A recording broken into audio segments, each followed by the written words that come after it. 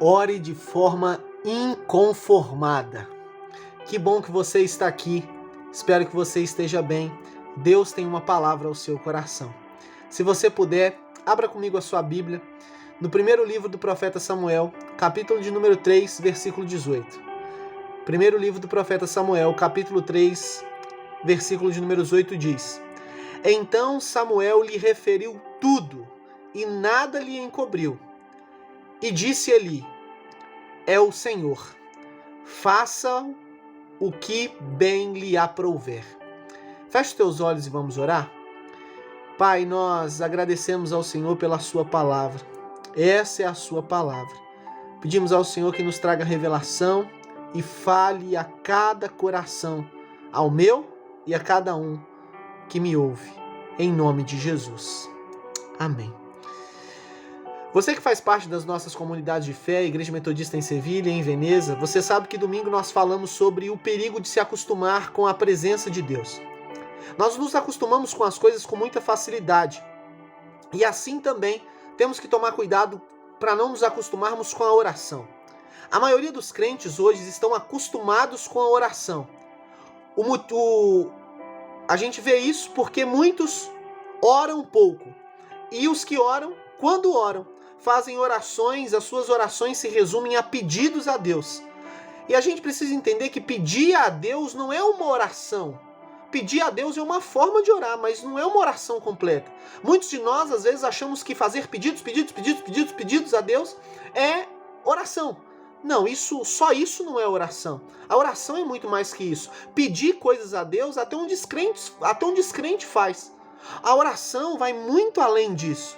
Uma vida de oração vai muito além. Uma vida de oração é ter uma vida de intimidade com Deus, é ter prazer na presença de Deus, é entrar no secreto e deixar Deus transformar quem somos, nosso caráter, nossa personalidade. É deixar Deus nos levar ao arrependimento verdadeiro. Isso é ter uma vida de oração. É deixar Deus nos levar ao arrependimento verdadeiro dos nossos pecados. E acredite, falta de arrependimento pode ser, inclusive, o motivo de muitos problemas que passamos em nossa vida. No versículo que nós lemos, o versículo 18, vemos que Eli, recebendo uma palavra de Deus por meio do menino, do profeta Samuel, a palavra de Deus foi a profecia que Eli havia recebido 2 capítulos, no capítulo 2, no capítulo anterior. Havia sido a confirmação daquilo que Deus já tinha falado a Eli. Eli tinha recebido uma profecia terrível de um profeta sem nome, que as escrituras não falam o nome dele. Recebeu a profecia por conta do pecado de Ofni e Finéias, que comiam ofertas indevidas, as ofertas de Deus de forma indevida, levavam o povo a transgredir os mandamentos do Senhor e tinham relações com mulheres que vinham ao templo servir a Deus. Eles seduziam as mulheres e aí tinham relações com elas. E também essa profecia terrível, né, da parte de Deus veio sobre o sacerdote Eli, porque também Eli ele foi omisso, ele pecou porque ele foi omisso, ele foi conivente com o pecado dos filhos, não os repreendeu, não corrigiu e não disciplinou os filhos. Isso também foi pecado, é pecado.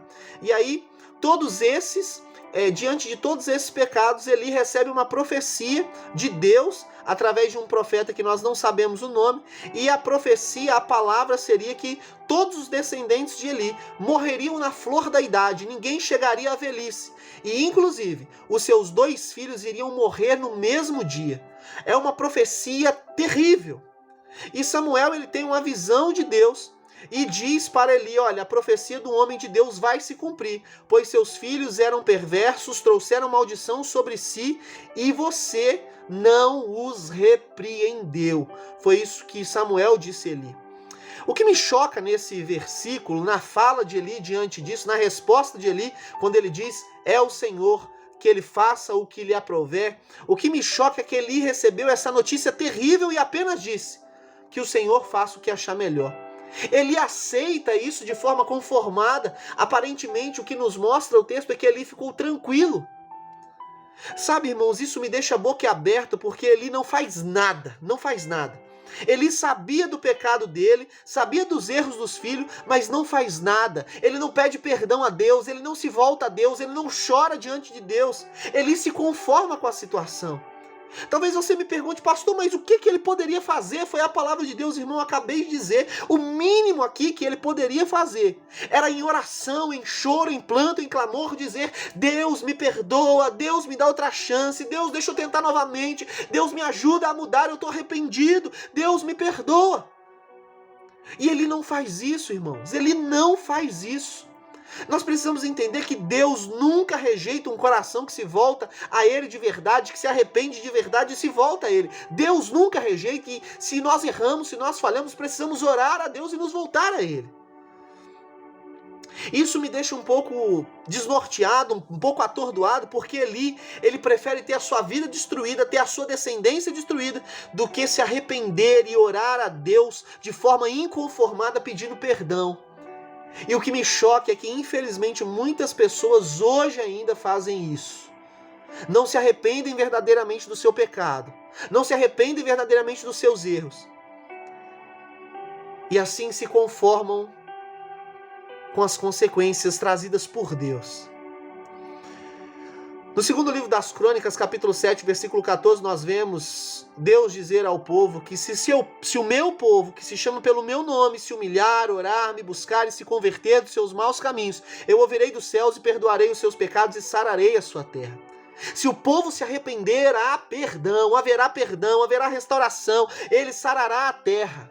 Se o povo se arrepender, se humilhar, orar, clamar e se converter, mudar, parar de fazer o que fez de errado, parar de fazer o que está fazendo errado e se converter dos seus maus caminhos, eu ouvirei do céu, perdoarei os seus pecados e sararei sua terra. Deus, ele não rejeita um coração arrependido. Em Jonas capítulo 3, versículos 5 a 10, nós vemos que a pregação de Jonas para a cidade de Nínive foi que Deus disse que destruiria aquela cidade por causa dos pecados daquela cidade. E o que aconteceu? O povo de Nínive, diante da palavra do profeta Jonas, eles choram, se arrependem, oram, se humilham, pedem perdão e Deus muda de ideia. O texto diz que Deus mudou de ideia ou que Deus se arrependeu.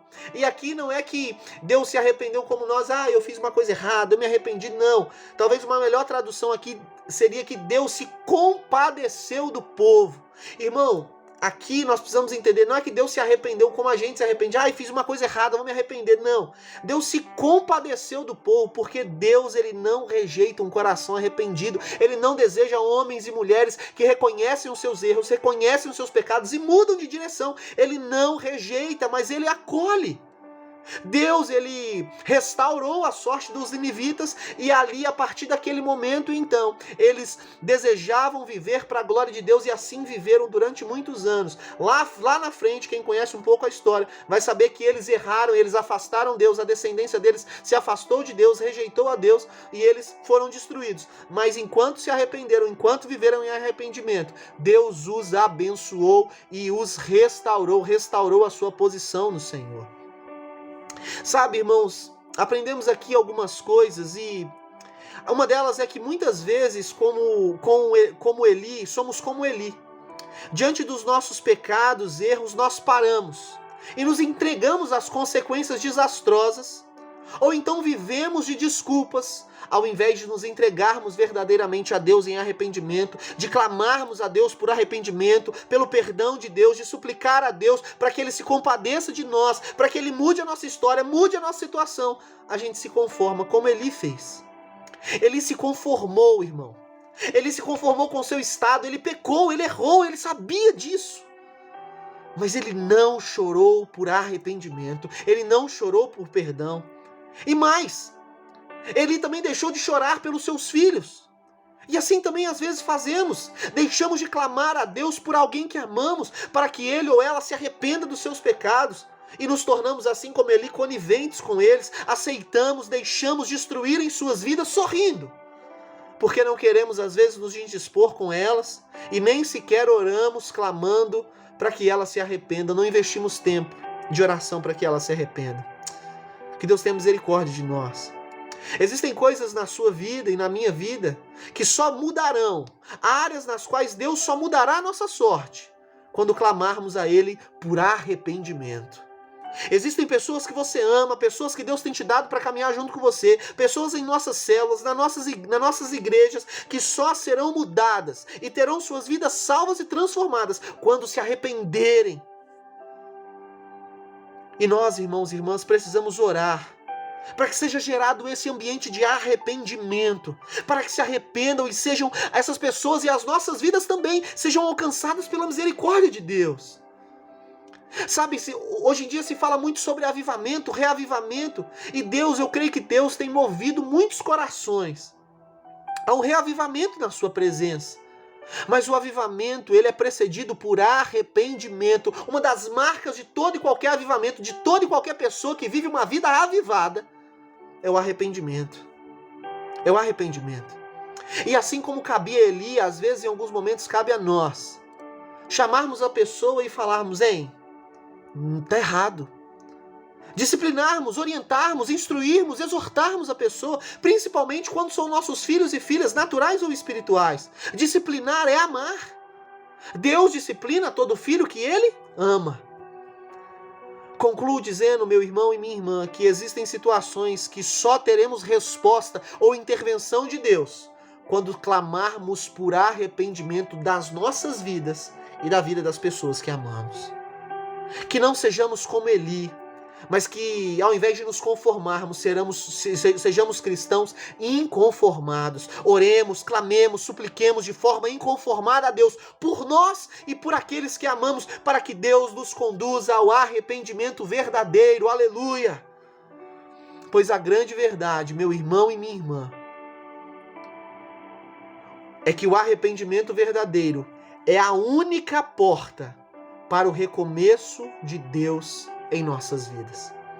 O arrependimento verdadeiro é a única porta para o recomeço de Deus em nossas vidas. Só poderemos experimentar um recomeço verdadeiro, uma novidade de vida em Deus, se houver em nós e nas pessoas que amamos arrependimento verdadeiro. Eu queria te encorajar, talvez você tenha pedidos de oração a compartilhar neste dia. Mas eu queria te encorajar a orar a Deus, clamando e suplicando por arrependimento para você e para as vidas que você tem orado. Talvez você tenha orado por salvação, por conversões, transformações, por situações. Mas quando Deus opera em nós, todas as áreas da nossa vida são tocadas, inclusive os pedidos que você tem a fazer. Então se apresente diante de Deus, com o coração quebrantado, contrito e arrependido. E Ele é poderoso para tocar em nós e nas coisas também que nos competem. Feche os teus olhos, vamos orar, Pai. Nós queremos, diante dessa palavra, nos colocar diante do Senhor e pedir ao Senhor, Espírito Santo de Deus, em nome de Jesus, leva-nos ao arrependimento verdadeiro. Perdoe-nos, Deus, pelo pecado de não orarmos, Deus, porque investimos pouco tempo em oração, investimos pouco tempo em vida com o Senhor, definimos o nosso momento de oração em pedidos. Pedimos, mas não deixamos o Senhor falar com a gente, não deixamos o Senhor nos convencer dos nossos pecados, dos nossos erros, e às vezes tem áreas de nossa vida que não são tocadas pelo Senhor porque nós não nos arrependemos de fato, de verdade. Deus, nós clamamos por arrependimento, por nós e por aqueles que amamos, Pai. Clamamos por arrependimento das nossas igrejas, clamamos por arrependimento das nossas células, clamamos para que pessoas se enxerguem, Deus, que tem, às vezes nós e elas vivemos vidas, Pai amado, que não agradam ao Senhor, fazemos coisas que não glorificam ao Teu nome e por isso vivemos uma vida, Senhor Deus, sem respostas em muitas coisas, em muitas áreas. Pai, nós queremos uma intervenção do Senhor, mas em primeiro lugar em nós. E depois nas coisas que nos cabe, que temos apresentado a Ti. Não nos deixe ser como Eli, Pai, e nos conformarmos com os nossos erros e com os erros das pessoas que amamos. Mas nos ajude a buscar ao Senhor de forma inconformada. Nos ensina a orar, Deus, como agrada ao Senhor e como o Senhor deseja. Nos ensina a orar de forma inconformada por nós, pelo nosso arrependimento. E também pelo arrependimento daqueles que amamos e desejamos que sejam salvos. Em nome de Jesus. Amém. Amém, amém. Eu espero que essa palavra tenha te abençoado. E se você é aqui de Ribeirão das Neves, faça-nos uma visita. Os endereços das nossas igrejas estão aqui na descrição. Que Deus abençoe sua vida e compartilhe esse vídeo. E não se esqueça, ore de forma inconformada. Que Deus te abençoe.